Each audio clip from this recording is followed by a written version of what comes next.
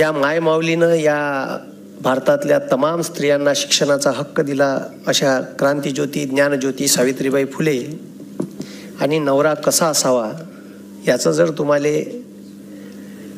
उदाहरण घ्यायचं असेल तर त्या मायमाऊलीच्या मागं विठ्ठलासारखा उभा असणारा ज्योतिबा. संत कसा असावा तर आताचे संत चार्टर्ड प्लेननं फिरते भागवत सप्ताह करत आणि नाही का. आणि आमच्या पोट्याले ज्ञान पाजते का बेलाच्या पाण्याला सहज लावा आणि ते पिंडीवरती 108 वेळा वाहा म्हणजे बिना अभ्यासानं पोरगा पास होईल. म्हणून संताची परिभाषा ज्या लोकांनी ठरवून दिली असे जगद्गुरू तुकाराम महाराज, राष्ट्रसंत तुकडोजी महाराज, कर्मयोगी गाडगे महाराज, तमाम महापुरुषांना मी इथे वंदन करतो. उपस्थित या विचार मंचावरील महाविकास आघाडीचे सर्व पदाधिकारी, आता चिठ्ठी मागतली नावाची तो आहे नाही म्हणते गडी, तर सगळ्याचे एका शिशात जमून टाकतो. महाविकास आघाडीचे सर्व पदाधिकारी, संभाजी ब्रिगेडचे सर्व पदाधिकारी, सौरभ दादा सहित आणि इथं उपस्थित मेळाव्यात हजर असणारे सर्व संभाजी ब्रिगेडचे पदाधिकारी. मी पश्चिम महाराष्ट्राच्या दौऱ्यावर चाललो आहे. तिथं 6-7 जागासाठी आता इलेक्शन आहे आणि आमच्या इकडलं आटोपलं. तर तुम्हाला सांगतो आमच्या इकडं 11 जागा जवळपास आटोपल्या. त्या 11 जागापैकी 8 ते 9 जागा ह्या महाविकास आघाडीच्या येणार आहे. त्याच्यात नितीन गडकरीची स्वतःची जागा डामाडोल आहे. म्हणजे तुम्हाला असं वाटत असेल का खूप सिमेंटचे रस्ते बांधले म्हणजे विकास होते, तर हे चुकीचं आहे. आणि सिमेंटच्या बॅग कमिशन किती होतं हे त्याइलेच माहीत, म्हणून तर सिमेंटचे बांधले ना. आणि त्याची जागा डामाडोल आहे. म्हणजे अक्षरशः एक तर 50,000 हारण नाही तर 20-30 हजारानं जिंकून येईन, इतकी कटार फाईट आहे. आणि माय भाषण तिचंच गाजलं. ते तुम्ही जे यूट्यूबवर पाहिलं ते नागपूरच्या तिरंगा चौकातलं भाषण होतं. तर आता ज्या दादांनी गोष्टी सांगितल्या त्यांच्या आता भाषणात, तर ते खूप काही सत्य परिस्थिती आहे. डॉक्टर बाबासाहेब आंबेडकरांनी म्हटलं का मी कितीकही चांगलं संविधान लिहिलं तर संविधानानुसार वागणारे लोक जर या देशात नसन आणि हे असे दाढीवाले बदमाश असन, दाढीवाले,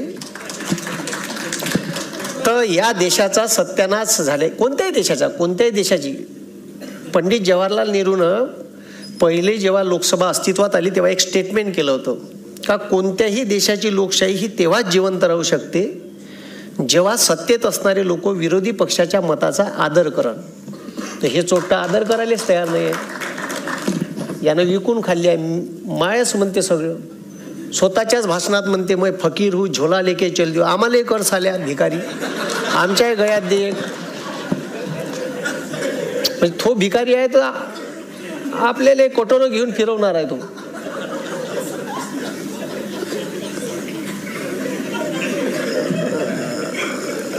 म्हणजे या देशात चालू काय. तुम्हाला एक खूप चांगला उमेदवार निलेश लंकेच्या स्वरूपात मिळाला आणि तुम्हाला सांगतो निलेश लंकेसारखा आमदार सध्या तरी महाराष्ट्रात नाही. कारण काहीच नका करू, त्या माणसाचे कोरोनातले व्हिडिओ घ्या आणि बस तेच व्हायरल करा, असाच माणूस जिंकून येते. एकही आमदार नाही. कोरोनात सगळे घरात लपले होते. तो एकमेव आमदार होता का पेंडॉल टाकून ज्यानं सिलेंडर ऑक्सिजनचे उपलब्ध करून दिले. ज्याले गावात घ्यायला कोणी तयार नव्हतं क्वारंटाईन म्हणून, त्या माणसानं त्यानं जागा उपलब्ध करून दिली, हॉस्पिटल सारखी व्यवस्था उपलब्ध करून दिली. काहीच नाही करायचं. ते जुने व्हिडिओ काढायचे आणि पेलवायचे. ठीक आहे. ते अर्धे थंडे असेच होते बाकीचे बीजेपी वाले. आणि आता दादांनी सांगितलं हिटलर असा होता तसा होता. माझ्या भाषणात एक वेळा मी सांगितलं आहे असे किती रुस्तम आले किती गेले. काही लोकांनी म्हटलं का पक्ष फुलला. जे होते ते चांगल्यासाठीच होते. जे गेले ते निष्ठावंत नव्हते, ते कवा ना कवा पळणारच होते. त्याच्यामुळे गेले तर चांगलं झालं, मी तर असं म्हणतो. अजून जे कोणी आहे त्यानं चाललं जाव. त्यानं एक गोष्ट होते का जे जमिनीवरचे कार्यकर्ते राहते त्याला चालना भेटते. पहिली गोष्ट का त्याला सतरंजा सुचला लागेल भाऊ, ते आता कुठं मार्केटला येऊन राहिले. जे गेले ते जाऊ द्या, ते निष्ठावंत नव्हतेच. आणि कोणत्याही पक्षाचा कार्यकर्ता असो, माळवा ठीक आहे माळवा असो, तो निष्ठावंत असला पाहिजे. कमीत कमी तेवढी तर निष्ठा असली पाहिजे. आणि ते गेले, चांगली गोष्ट झाली. शिवसेनेत किती मोठ्या जागा खाली झाल्या होता, एवढे पयाले तर यायची लायकी तर माहीत पडली का हे कोण्या लायकीचे होते. राष्ट्रवादीतून गेले, आता सत्ता आहे म्हणून बरं वाटून राहील त्याले. आत्ता पलटी मारला गेम का ते पुरे वापस याच्या लाईनीत लागते. आणि जे होते ते चांगल्यासाठी काऊन होते. मी काय म्हणतो, हे जे मोदीनं तुमची 10 वर्ष शिकवली, मी म्हणतो अजून 10 वर्ष शिकवा. जेव्हा जेव्हा अन्याय अत्याचार, प्रचंड अन्याय अन्याय अन्याय होईल, काय म्हणून राहिलो, जेव्हा प्रचंड अन्याय अन्याय अन्याय होईल, 5000 वर्ष या भारतातल्या एका समाजाला शूद्र म्हणून हिणवल्या गेलं. माणूस म्हणून जगण्याचा अधिकार त्या माणसाला देण्यात आला नाही. नुसतं 5000 वर्ष त्या समाजानं अन्याय अत्याचारच उपभोगले. त्या समाजात एक क्रांतीचा, ज्ञानाचा सूर्य जन्माला, डॉक्टर बाबासाहेब आंबेडकर.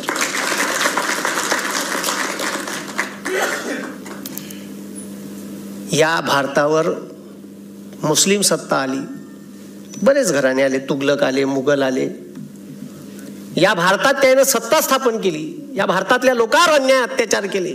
600-700 वर्ष सत्ता उपभोगली, पण त्याले महाराष्ट्र जिंकता आला नाही.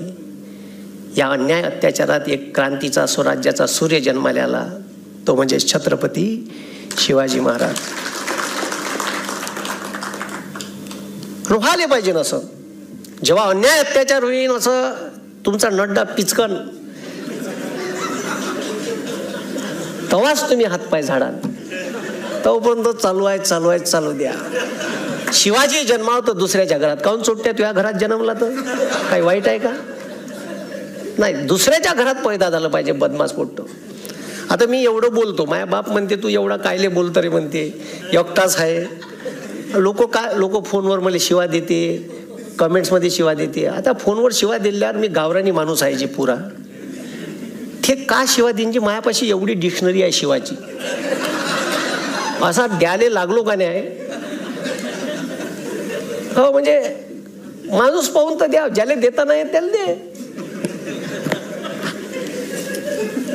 साला मग विचार येते माणूस, आपण शिक्षक आहे ठीक आहे, आणि काहीच नाही करत, तो रेकॉर्ड करते आणि व्हायरल करते, बाकी का करणार आहे? आणि व्हायरल कोणाला करते? जो व्हायरल आहे त्यालाच व्हायरल करते. म्हणजे त्याला माहित आहे का याचा व्हिडिओ व्हायरल केल्यावर अजून आपल्याला प्रसिद्धी भेटते, बाकी उद्देश काहीच नसते त्याचा. का याला शिवा दिल्या आणि याचा व्हिडिओ व्हायरल केला त्याला प्रसिद्धी भेटते. आणि मी त्याला प्रश्न विचारणार, त्याच्यापाशी उत्तर नाही आहे. का रे बाबू, माझ्या बापाचे DAPचे भाव 2014 माझ्या बाप शेतीत खत टाकते DAP, ते 538 रुपयाची बॅग होती, ते 1350 झाली. माझ्या बापानं वाढवली का नेहरूनं वाढवली? तर त्याचं उत्तर नाही आहे त्याच्यापाशी. का रे बाबू, पेट्रोल मार सांगितलं त्यानं, अच्छे दिन पेट्रोल 67 रुपये लिटर होतं अच्छे दिन मध्ये, ठीक आहे, बुऱ्या दिवसात. अच्छा दिवसात 116 रुपये गेलं. इलेक्शनचं वर्ष आलं तर झोक्कानं चोट्ट 9 कमी करते, आणि वरून म्हणते मी कमी केले. अबे पण साल्या वखरले तू 9 वर्ष, बरोबर नाही का? मग तुम्ही याले अच्छे दिन म्हणता का? अरे बुऱ्या दिवसात, आमच्या बुऱ्या दिवसात, तुम्ही ज्याले बुरे दिवस म्हणत होते तेव्हा सिलेंडर 430 रुपयाचं होतं, ते आता 1130 झालं. इलेक्शनचं वर्ष आहे तर 2 महिन्याच्या अगोदर 200 कमी केले चोट्ट्यानं.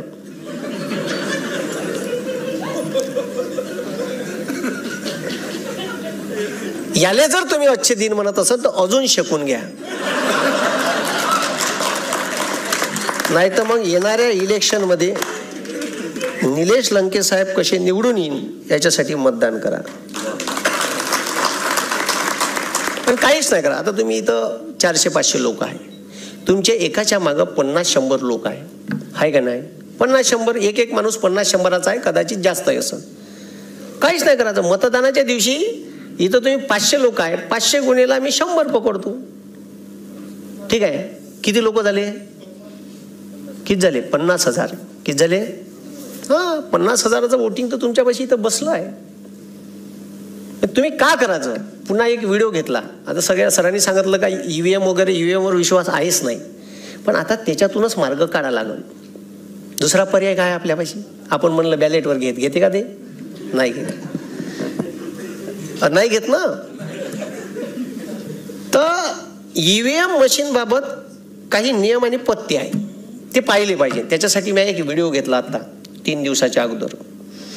काय EVM मशीन ची प्रोसिजर इलेक्शनच्या दिवशी, अगोदरल्या दिवशी तुमच्या गावात ती 3 वाजता येते.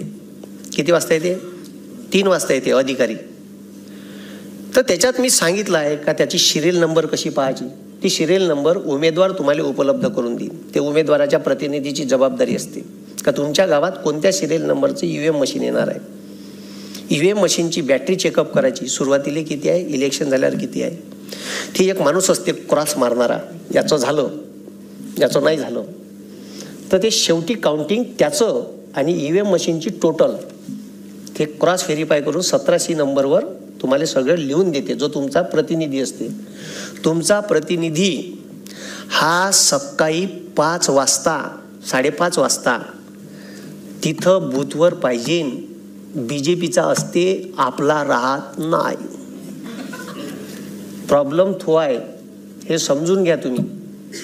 आपले अलाल टट्टू लोक आहे, कोण जाईन ह्या 7 वाजता जाते. इलेक्शन सुरू झाल्यावर तोपर्यंत मशीनचं सील विल सगळे होऊन जाते. इलेक्शन किती वाजता चालू होणार आहे? तर 7 वाजतापासून 6 वाजेपर्यंत इलेक्शन आहे. पहिले 5 होतं, 1 तास वाढवला पुन्हा. तर त्याचा व्हिडिओ टाकलाय, पूर्ण माहिती दिली आहे. तो व्हिडिओ पहा, YouTube चॅनलवर आहे आपल्या, पूर्ण माहिती. आणि इथं बहुतेक प्रशिक्षण बी होईल शेवटल्या 2 दिवसा अगोदर. त्या प्रशिक्षणाला सगळ्यांनी राहायचा. ठीक आहे, चांगला एखादा तज्ज्ञ माणूस आणि माझाही व्हिडिओ पाहिजा. आणि जो बूथ प्रतिनिधी राहणार आहे त्याला तो शेअर करा. त्या व्हिडिओ पाहून जा म्हणा तिथं किती वाजता हजर राहायचं आहे. ठीक आहे, बूथ प्रतिनिधीचा तुम्हाला आय कार्ड भेटते. ते आय कार्ड बनवण्यासाठी 10A नावाचा फॉर्म भेटते. तो 10A नावाचा फॉर्म प्रतिनिधीनं दिला पाहिजे उपलब्ध करून. प्रतिनिधी जे कोणी असते, उमेदवार प्रतिनिधी, त्याची सही पाहिजे त्याच्यावर. ह्या साऱ्या गोष्टी तुम्हाला ट्रेनिंगमध्ये शिकवणं गरजेचं आहे आणि हे माहीत असलं पाहिजे. आता हे सगळं BJP मायक्रो प्लॅनिंग करते. काही गोष्टी BJPकडून शिकण्यासारख्या आहेत आणि त्या आपण शिकल्या पाहिजे.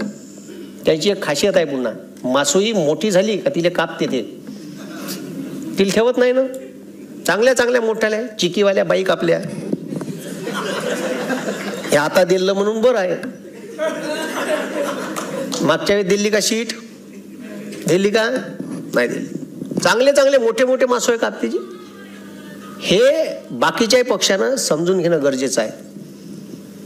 आणि त्यानं काय केलं, त्यानं सेकंड पॉलिटिकल लिडरशिप तयार केली.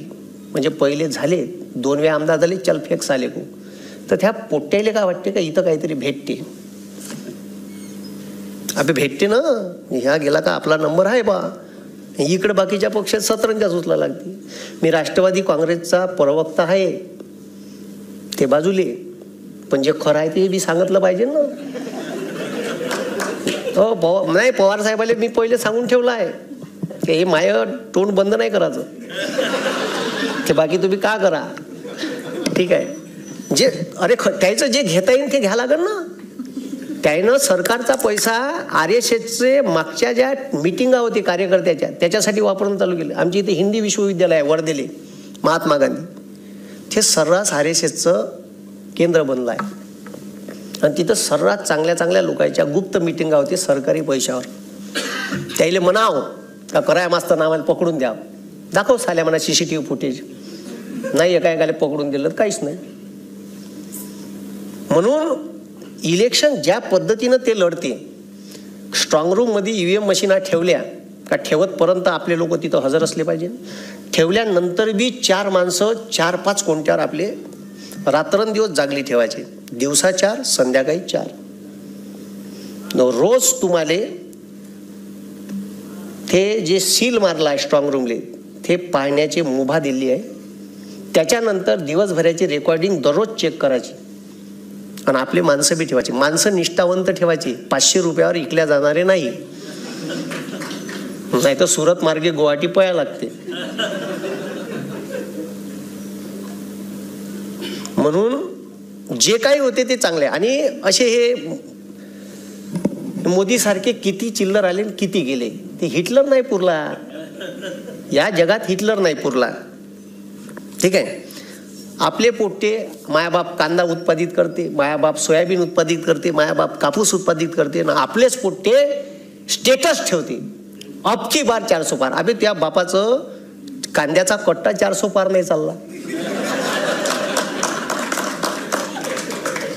आणि तू साल्या स्टेटस ठेवून राहिला अबकी बार 400 पार. हा अरे ह्या चोट्यानं 2000 मेट्रिक टन गुजरातचा पांढरा कांदा निर्यात करायला परवानगी दिली, फक्त गुजरातचा. महाराष्ट्राचा कांदा निर्यात होणार नाही. ध्यान शकून द्या त्याला. अजून उरावर बसणार आहे तो भारताचा पंतप्रधान नाही, तो गुजरातचा पंतप्रधान आहे. कुठचा आहे? हा. म्हणून महाराष्ट्रात 1.5 लाख कोटीचा वेदांता फॉक्सकॉन नावाचा सेमी कंडक्टरचा प्रोजेक्ट येणार होता. त्या चोट्यानं कुठनेला मार आला अरबी समुद्रात. मी म्हणलं मरते का तिथं शिवाजी महाराजाचं स्मारक उभं करायचं आहे म्हणे 43 एकरात. उद्घाटन गिन केलं ना का? कुठं गेलं ते विचारा ना प्रश्न. कुठं गेलं स्मारक? केलं का उभं? निव्वळ चिवत्या बनवलं तुम्हाला.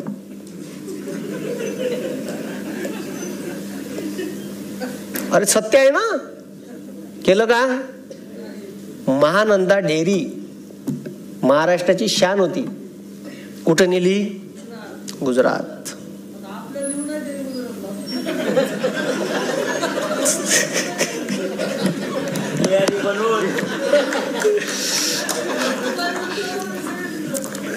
बरं ते तर सोडा. त्यानं काय केलं? गडचिरोलीत हत्ती होते आमच्या विदर्भात. हत्ती ते पोट्ट नाही का अदानी मुक्याचं ते घेमस, त्याचं आता लग्न होतं. त्या मुक्याच्या पोट्याले हत्ती आवडते. त्याच्या पोट्याले हा तर गुजरातचे हत्ती नेले साल्यानं इथून. तुमच्या संभाजीनगर औरंगाबादचे सिंह नेले 2. वाघ का सिंह? वाघ नेले सिद्धांत उद्यानामधले. तुम्हाला माहित आहे का? नाही तर माहित नाही मला. हा हो वाघाशी का आपलं लेणं देणं? म्हणजे सब मी का म्हणतो, जर तुझ्याकडून गुजरात डेव्हलप करणं नाही होत तर आम्हाला देणं भाड्यानं असं म्हण का? माईवाली लायकी नाही आहे. सब दाबादुबीचे धंदे आहे. इकडून दाब तिकडून दाब. ठीक आहे. याचं पावडर घे, त्याचं लिपस्टिक घे, त्याचे कानातले घे, दुसऱ्याचं मंगळसूत्र घे आणि सजव स्वतःले. अबे तुमची लायकी नसेल सांगा ना. आम्ही गांधीनगर उभे करायला पैसे दिले तुम्हाला. अरे आम्ही गांधीनगर उभे करायला पैसे दिले ना. आता बी लायकी नसेल सांग. सगळे लिपस्टिक पावडर मावडर आम्हीच लावून देतो. बरोबर नाही का? तुमच्याकडून नाही गुजरात डेव्हलप होऊन राहिला तर आम्हाला सांगा. आमचा महाराष्ट्र पुढारलेला आहे आणि तो राहील. तुम्ही आम्हाला ज्ञान पाजायची गरज नाही. आणि म्हणून महाराष्ट्राचं पाहून तुम्हाला वाटते का महाराष्ट्राची मुंबईचं ठीक आहे जे प्रतिनिधित्व आहे ते कसं कमी करता येईल, व्हॅल्यू कशी कमी करता येईल, यासाठी G20ची परिषद तिथं. G20ची परिषद कुठं व्हायला पाहिजे होती? मुंबईत व्हायला पाहिजे होती. कुठं भरवली चोट्यानं? गुजरातमध्ये.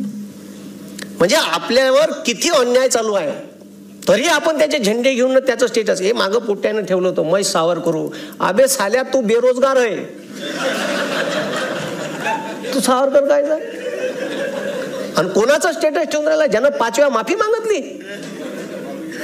हा माझ्या यूट्यूब चॅनलवर पुन्हा एक व्हिडिओ आहे, निरंजन टकलेचा.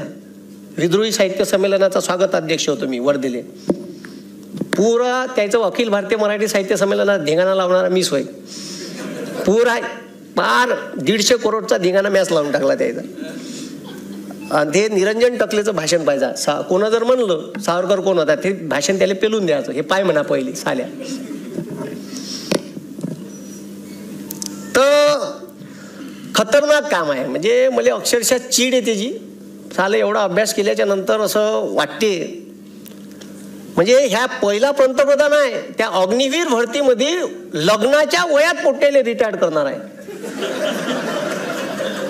जगातला पहिला पंतप्रधान असं नाही का वयाच्या 19व्या वर्षी पोट्ट लागण ना 23व्या वर्षी गावी रिटायर्ड होईल. का म्हणून बापानं नाव त्याले. आता त्यानं 23व्या वर्षी रिटायर झालं, पोट्ट लग्नाच होईल. बाप त्याला पोरीच्या घरी घेऊन जाईल. चाल रे बाबू. आणि पोरीचा बाप उभा ठेवून का त्याले का सांगन पोरीच्या बापाले, he is my son, he is a retired ex serviceman. पोरीचा बाप उभा ठेवून का त्याच्या ढुंगणार लात मारण ठेवन का. तुम्ही तरी रिटायर झालेल्या पोराले पोरगी द्यान का. आणि तो वेपनचं ट्रेनिंग घेऊन आलेला बेरोजगार युवक राहील, तो देशासाठी घातक आहे. म्हणजे या देशात का करायचं हे त्याला लक्षात घ्या. का वेपनचं ट्रेनिंग देऊन बेरोजगार करून तो वयाच्या 23व्या वर्षी. असा पंतप्रधान माझ्या देशाला पुन्हा नाही पाहिजे. आणि अनपढ गवार आहे साला. Degree duplicate. बरं डिग्री कोण्या विषयात, एंटायर पॉलिटिक्स. बरं तो स्वतः भाषणात म्हणते मग कुछ भी पडाली का नाही, त्याचा तडीपार सोबती म्हणते का हे आमच्या पंतप्रधानाची डिग्री MA ची. बरं MA कोण्या विषयात, एंटायर पॉलिटिक्स. या नावाची डिग्रीच नाही भारतात, मग डिग्रीच नाही आहे. बरं याचं ठीक आहे, यानं जे डिग्री सादर केली त्याच्यावर जे फंड आहे ते 1993 अस्तित्वात आले. आणि याची डिग्री 78ची आहे. म्हणजे साले कॉप्या करते का नाही. अबे लोकायला दिसू तर नका देऊ. कॉप्या करून राहिले तर कमीत कमी व्यवस्थित कॉप्या करायच्या आहेत. बरं त्याच्यात युनिव्हर्सिटीचं स्पेलिंग चुकीचं आहे त्या डिग्री सर्टिफिकेटवर. हो म्हणजे लयच खतरनाक आहे. म्हणजे हे साले कुठून, म्हणजे काय गोमूत्र पिऊन आले आहे का. मला कवा विचार येते. आता मागं एक महाराष्ट्र शासनानं GR काढला. दुधाचे भाव 34 रुपयावरून 25 रुपयावर आणले. तुम्हाला माहित आहे. 22. हा घ्या ना, अच्छे दिन होईना. शेकून घ्यायची चांगली, पुन्हा बोंबलाचं नाही.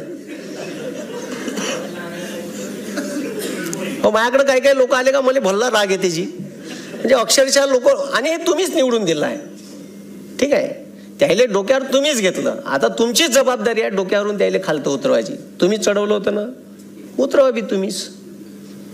म्हणून प्रत्येकानं जबाबदारी आपली स्वीकारली पाहिजे. हा देश वाचला पाहिजे, या देशाचं संविधान वाचलं पाहिजे. तो म्हणते संविधान घेऊन बदलवायचं. हात लाववर म्हणा, नाही तुझ्या ढोंगणाला फटाके लावून लोक. एवढं साधं सोपं काम आहे का. पण मात्र यानं सर्व व्यवस्था आपल्या हातात घेतली आहे. लष्कर भी तुम्हारा है, सरदार भी तुम्हारा है. लष्कर भी तुम्हारा है, सरदार भी तुम्हारा है. तुम झूठ को सच लिख दो, तुम झूठ को सच लिख दो, अखबार भी तुम्हारा है. सारंच विकत घेऊन टाकलं साल्या. तुम्हाला इंजेक्शन दिलं कोविडशिल्डचं, दिलं ना. हा त्याच कंपनीकडून त्याची वॅक्सिनले परमिशन द्यासाठी, इंडियन काउन्सिल ऑफ मेडिकल रिसर्चची परवानगी देण्यासाठी 54 करोड रुपयाचे इलेक्ट्रॉल बॉन्ड घेतले. आणि आता सुप्रीम कोर्टात ते कंपनी म्हणते का आमच्या वॅक्सिनमुळे तुम्हाला वाईट परिणाम होऊ शकते आणि तुम्हाला केव्हाही हृदयविकाराचा झटका किंवा ब्रेन हॅमरेज. साल म्या घेतलं, तुम्ही घेतलं का बे.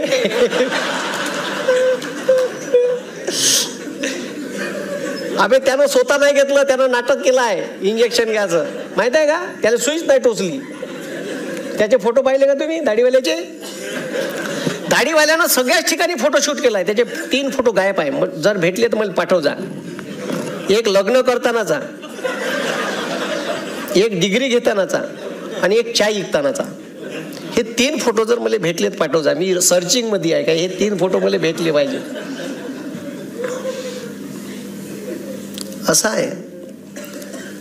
म्हणून हे किती बी रुस्तम आले ना, आणि खूप अहंकारी माणूस आहे. कधी मला वाटते असे कपडे गिपडे घालायला भेटले नसन त्याला. त्यानं पहिले सांगितलं मी फकीर होतो, तर त्याचा पेन 1.5 लाखाचा, त्याचा चष्मा 3.5 लाखाचा, स्वतःच्याच कोटवर मोदी मोदी मोदी लिहून घेतलं. एवढं. आणि तुम्ही पाहिलं का जी कधी ध्यान घेऊन करायला चष्मा लावून जातानी? ते मागं 2019चं इलेक्शन झाल्याबरोबर संपल्याबरोबर दुसऱ्या दिवशी ते इथं गेलो होतो केदारनाथले. त्या केदारनाथले चष्मा लावून ध्यान.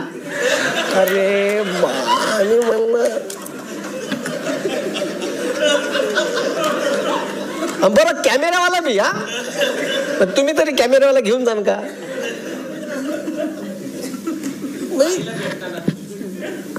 अरे आपल्याला हिंदू धर्म सांगितला, हे का चोट्टे हिंदू धर्माचं पालन करते जी माय मेली तर टकलं नाही गेलं साल्यानं. अरे हिंदू धर्म म्हणते ना, माय मेली तर टकलं करायला पाहिजे का नाही, केशव पण करायला पाहिजे का नाही? स्वतः केलं का? स्वतः केलं का? बरं कुठे गेलं ते एवढं ताणते. त्या बांगलादेशात गेलं म्हणजे मी बांगलादेशाच्या स्वातंत्र्य चळवळीत होतो. तुझे वय का? स्वातंत्र्य चळवळ झाली केव्हा?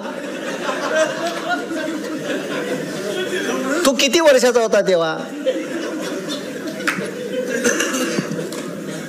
म्हणजे अरे खोटं बोलायची लिमिट किती खोटं. बंगालचं इलेक्शन होतं तर रवींद्रनाथ टागोर सारखी दाढी वाढवली पडते ना. पुरा नौटंकी ॲटम आहे. म्हणजे मी सांगतो तुम्हाला या देशात, ठीक आहे, आणि ते मार म्हणते ना, ठीक आहे का, त्यानं म्हटलं होतं मनमोहन सिंग मुका पंतप्रधान. अबे आम्हाला मुका परवडला, तुझ्यासारखा फेकू नाही परवडला. 1.5 महिना झाला का टीव्हीवर येते, 1 महिना झाला टीव्हीवर मन की बात. अबे साले काम की बात कर कुछ. मन की बात ऐकू कंटाळून गेलं आणि एवढं इरिटेट करून टाकलं जी. कुठेही त्याचा फोटो, पेट्रोल पंपावर त्याचा फोटो आता काढला साल्यानं. ठीक आहे, काहून तर लोक का म्हणून काय, मी तर पेट्रोल पंपवाले विचारतो काहून बाप्पूचा फोटो कुठं आहे बा, नाराय माराय फोडतो एखादं. हा, कोविडचं वॅक्सिन दिलं त्याच्यावर फोटो, तुम्ही कोरोनात मेले त्या मृत्यू सर्टिफिकेटवर फोटो, एक इथं बी लाव. हे राहिलं आमचं शिल्लक. इरिटेट होऊन गेलाय. अरे त्या प्रत्येक रेल्वे स्टेशनवर त्यानं सेल्फी पॉइंट काढला. माहिती अधिकाराअंतर्गत 6.25 लाख रुपये एका सेल्फी पॉइंटचा खर्च आहे. कोणाच्या पैशातून? त्याच्या बापाचा पैसा आहे का? भारत सरकारच्या टॅक्सचा पैसा आहे, आपण दिलेला पैसा आहे. सर्वसामान्य लोकांचा टॅक्सचा पैसा करोडो रुपये खर्च करते. मोदी देश होईन? हो, काही नियम नाही. सरकार तर केलंच त्यानं, भारत सरकार गायब केलं तर मोदी देश करत. एवढा अहंकार. पण तुम्हाला सांगतो असे किती आले किती गेले त्याची काही चिंता करायची नाही. आपल्या हातात सत्ता आहे, आता सत्ता परिवर्तन करायचं आहे आपल्याला. तुम्हाला एक छोटीशी हिटलरची गोष्ट सांगतो. मला जायचं आहे समोर एक सभा राहुरीली आहे माई, तनपुरे साहेबांनी घेतली आहे. 6 तारखेला राहीन बहुतेक, डेट कन्फर्म व्हायची आहे. मी इकडंच आहे आता 8-10 दिवस मोदीले धुवासाठी.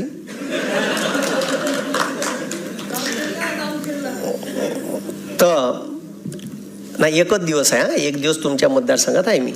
ठीक आहे, का चालू होतं मी? हां, तर असे काही रुस्तम आले, काही गेले, काही टेन्शन घ्यायचं नाही. ठीक आहे, टेन्शन फक्त या भारतातल्या बेरोजगार युवकाचं, शेतकऱ्याचं मला खूप वेळ येते. ठीक आहे, हो सांगतो. आणि या देशाचं संविधान ज्या माणसानं लिहिलं ना, हा पहिला ग्रंथ आहे भाऊ, का या जगात, या भारतात कोणावरही अन्याय होऊ द्या, त्याला न्याय द्यायचं काम या देशाचं संविधान करते. आणि हे संविधान वाचलं पाहिजे. आणि त्यांनी जे म्हटलं, न्यायमूर्ती व्यंकट चलैया आयोग नेमला होता अटल बिहारी वाजपेयीनं, हे खरं आहे. अटल बिहारी वाजपेयीनं भारतीय संविधानाचं पुनर्विलोकन म्हणजे संविधानात बदलत्या परिस्थितीनुसार काही ट्रिमेंडस बदल करता येते का, यासाठी एक कमिशन नेमलं होतं. पण ते विरोध झाला. अटल बिहारी वाजपेयीचं सरकार 22 पक्षाचं मिळून होतं, म्हणून अटल बिहारीनं फडफड नाही केली जास्त. तुम्ही याले फुल दिलं मेजॉरिटी, मग तो काय त्याच्या सोबत्यासहित 330 सीट आहे. त्याला माहित आहे ह्या बाकीच्या 22 पळायला जरी तर माझ्या 303 आहेच. त्याच्यामुळे तो काही मागं ढकल नाही करून राहिला. म्हणून येणाऱ्या इलेक्शनमध्ये पूर्ण भारतात दारुण पराभव होईल. म्हणून यायनं फोडाफाडी हे ते खूप चालू आहे त्याचं. पण भारतातले लोक हुशार आहे, चांगले हुशार आहे, मला असं वाटते. म्हणजे मी समजतो तुम्हाला, आहे का? अरे आहे का नाही आहे? आहे. मग एवढी शेकल्यावर जर समजत नसल तर मग मी काही करू नाही शकत. एवढं म्हणजे एवढं जीव तोडून प्रत्येक भाषणात सांगतो मी का एवढं तुमच्यावर केलं. तुम्हाला जर ते, आणि खरंच म्हणजे मी माझ्या मतदारसंघात फिरलो. मी ज्या दिवशी इलेक्शन होतं माझ्या मतदारसंघात 26 तारखेला मी 42 गावं फिरलो एका दिवशी. सकाळी 8 वाजतापासून निघाले. हे सोबतीकीन होती माझ्यासोबत, माझ्या गँग. 42 गाव फिरलो एका दिवशी. आणि मी माझ्या मतदान करायला 5:45 वाजता गेलो. माझी बायको वाट पाहत होती, तिचं दुसऱ्या गावात मतदान, माझ्या दुसऱ्या गावात मतदान. 5:45 वाजता पोचलो. माझ्या गावातले म्हणजे आलाच कायले तू. तर लोकांचं म्हणणं का होतं, उमेदवार कोणताही द्या आम्ही निवडून देतो, पण आम्हाला मोदी नाही पाहिजे. का नाही पाहिजे?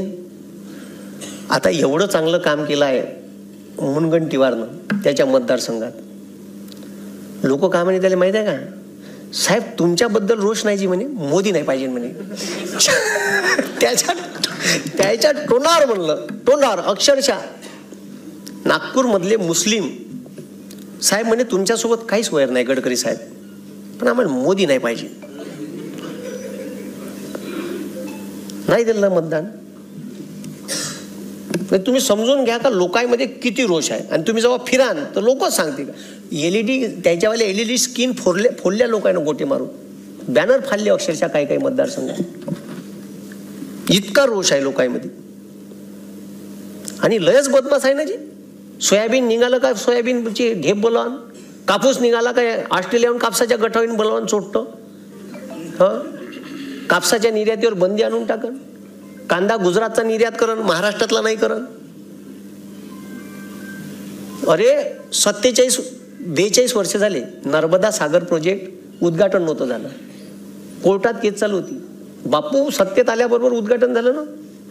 महाराष्ट्रातून नदी गेली, महाराष्ट्राला कवडीचा फायदा नाही. फायदा कोणाले? गुजरात. त्याच्या फायद्याचा मला, म्हणून मी म्हणतो का ह्या गुजरातचा पंतप्रधान आहे, त्याला भारताशी काही लेनदेन नाही. आणि लक्षात ठेवा गुजराती लोक व्यापारी असतात, उद्योजक नसतात. आणि व्यापारी विकासच काम करते, समजलं का? आणि आपण 2 व्यापाऱ्याला बसवलाय मोठाल्या. ते का करण तुम्ही हे लक्षात घ्या. म्हणून असे किती रुस्तम आले, किती काही अहंकार असन तर काही टेन्शन घ्यायचं नाही. आपण आपलं काम करायचं. जेव्हा जेव्हा या संविधानावर वेळ येईन तर रस्त्यावर बी उतरता आलं पाहिजे आपल्याला, ठीक आहे. आणि व्यवस्थेच्या विरोधात बोलणं शिका. माझं म्हणणं आहे, मी एकट्यानं ठेका नाही घेतला आहे का गव्हर्नमेंटनं कॉन्ट्रॅक्ट भरतीचा GR काढला कराय मास्तर आंदोलन करण सगळ्यात पहिले. मी ठेका घेतला आहे का? हा, शेतकऱ्याचे भाव पडले तर मी बोलीन.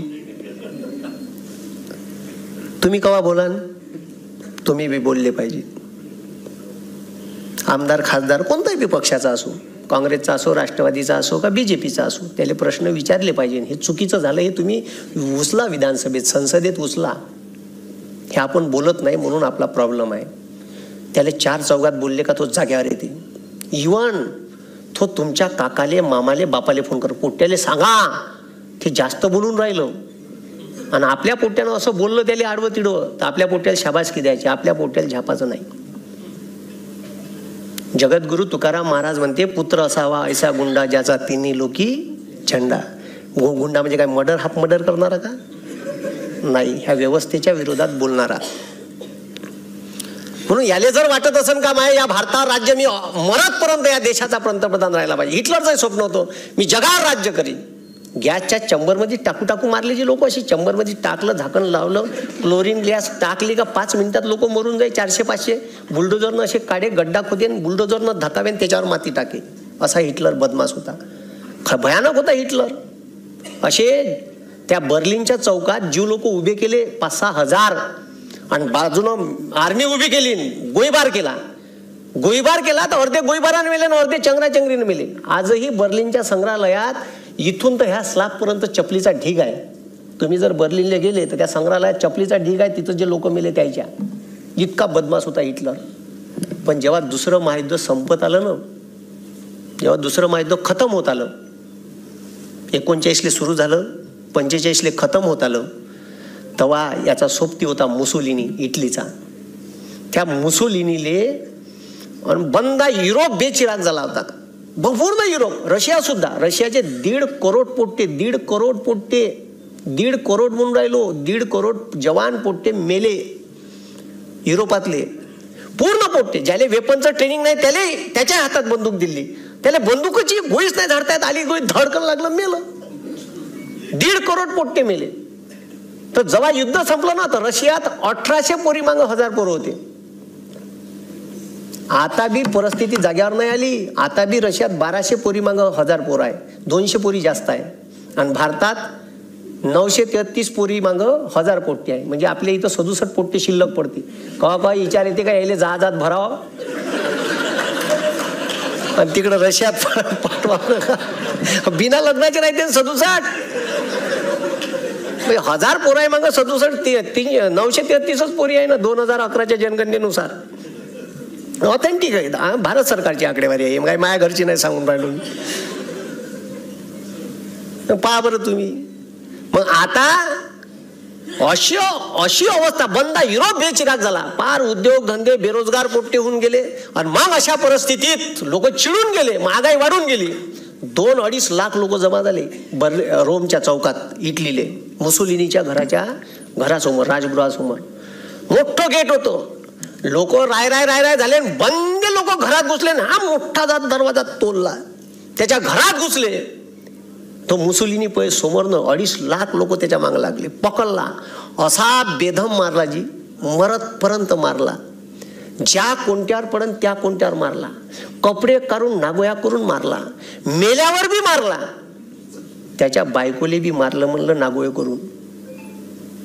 लोक ते एका लिमिट पर्यंत सहन करते भाऊ लोक.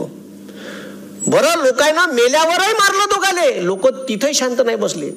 लोकांना दोघांची तंगडे बांधले दोरानं आणि 60 फूट वरतं घराला टांगलं. सगळे लाईव्ह चालू होतं. आणि हे हिटलर जर्मनीहून पाहत होता त्याच्या सोबत्याला कसं मारलं. तारीख होती 28 एप्रिल 1945. गुगलवर सर्च करून घे जा, खोटं सांगत असेल तर. 28 एप्रिलले मुसोलिनीले असं मारलं लोकांना. हिटलरले वाटलं याच्यापेक्षा बेकार मारण आपल्याला, म्हणून 29 एप्रिल तारीख गेली आणि 30 एप्रिल कालची तारीख, 30 एप्रिलले हिटलरनं आत्महत्या केली. मी म्हणतो माझ्या देशातले लोक चांगले आहे, माझ्या देशात असं काही व्हाव नाही.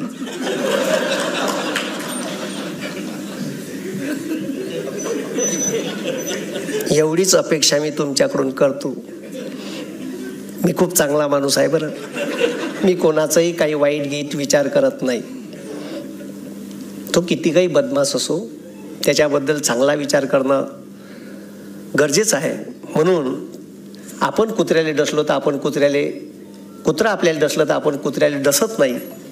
म्हणून त्याच्याबद्दल एवढा चांगला विचार करू शकतो का आमच्या देशात अशी वेळ येणार नाही आणि एवढी आमची परीक्षा पाहू नये सत्तेत असणाऱ्यांनी. नाही तर मग आता श्रीलंकेत असं झालं. येणारा काळ आपला आहे. या देशातील बेरोजगार युवक, शेतकरी, कामगार याला न्याय मिळाला पाहिजे. आणि संभाजी ब्रिगेडच्या कार्यकर्त्यांनी शिवाजी महाराजांच्या मावळ्यासारखं या निवडणुकीत काम करा. ही निवडणूक आपण उमेदवार आहे म्हणून काम करा. कारण देशाची लोकशाही धोक्यात आहे आणि चुकीच्या माणसाच्या हातात आहे. म्हणजे माकडाच्या हाती कोलीत असते का नाही, तसं काम झालं आहे. अनफड गवाराच्या हातात सत्ता दिल्यावर मनमोहन सिंगाले मुका म्हणलं तो परवडला.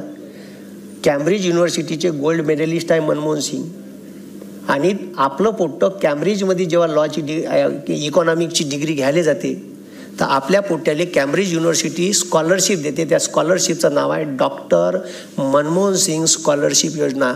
किती स्कॉलर विद्यार्थी असेल तुम्ही विचार करा. नरेंद्र मोदी नाही आहे आणि याचं नाव देणार बी नाही. ठीक आहे, लायकी लागेल ना तेवढी. तर मला इथे आमंत्रित केलं त्याबद्दल खूप खूप आयोजकाचे धन्यवाद. विशेषतः दादांनी सकाळी फोन केला, मी चाललो होतो सर आहे, पण ठीक आहे मग कॉन्टॅक्ट झाला, नाही तरी जायचं संध्याकाळपर्यंत आहे मुले, तर म्हटलं जाता जाता सभा झोडपून जाव. ठीक आहे, त्याच्याबद्दल खूप खूप धन्यवाद. थांबतो इथं. जय हिंद, जय महाराष्ट्र.